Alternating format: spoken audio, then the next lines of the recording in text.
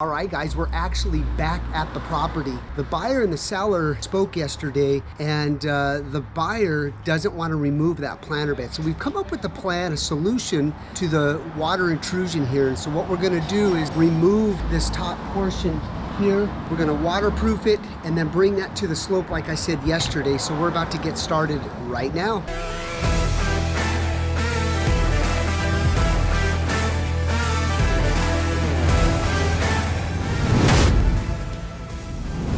All right, so today, guys, we're going to be removing these top bricks here. Once this is removed, we'll take a look and analyze what's behind here. We'll do a complete waterproofing here.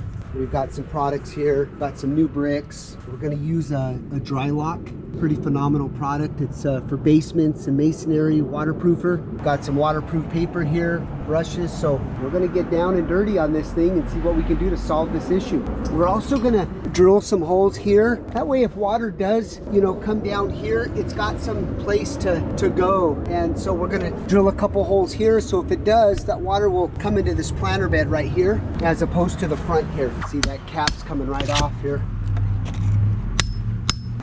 Yeah, so you could see when we were running our water, there's a space here, right here. Look at this. So all that water is dumping into here, and then this paper right here, there's no waterproofing behind this. I could feel the heat in the paper from our dehumidifier.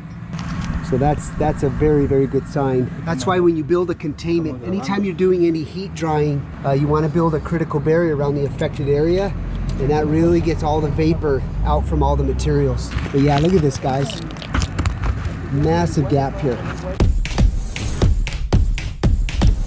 Okay, guys, so what we're going to do is we're going to use this stucco wire mesh. We're going to insert it here inside like this, down this wall cavity, and then what we're going to do is we'll staple it right under here, and then we'll take our stucco 45-minute cure time here. We're going to add that, so that way it'll provide a nice barrier, waterproof barrier between here and the inside. So that's the strategy behind what we're doing. We're going to actually add some more of this waterproof paper too before we put the wire mesh. All right, as you can see here, we've got our cap, and we've got some fall here. You can see our level here. We've got some now grade, some slope away from the house. Installing our exterior waterproof sealant. Yeah, so this wood framing, guys, turned out really well with the. Really proud of our mold removal product. You can see here's the new paper, brand new. Okay, we're gonna go ahead and add some dry lock. This is actually pretty. This is not what the cause was, but because we have the wall opened up, we're just gonna do it as a preventative measure. Dry lock works really well with hydrostatic pressures, meaning water coming from the outside in. And let's say you can't get access to the wall on the other side. Dry lock is really the only product that we've seen that prevents hydrostatic water from coming in. All right, so we've dry locked the entire wall here. So now we're going to initiate it outside in that planter. Just give that a coating. So we're just adding a little bit of this dry lock over that caulk just to give it a little bit of extra added protection.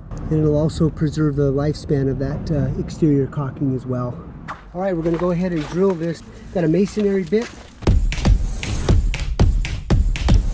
Okay, you can see here, got the hole. All right, so now we're waterproofing the base of this planter here. So completely sealed, got the right slope. We've got this waterproofed here. We've got our holes over here in the planter bed. So we are golden, really proud of this job here.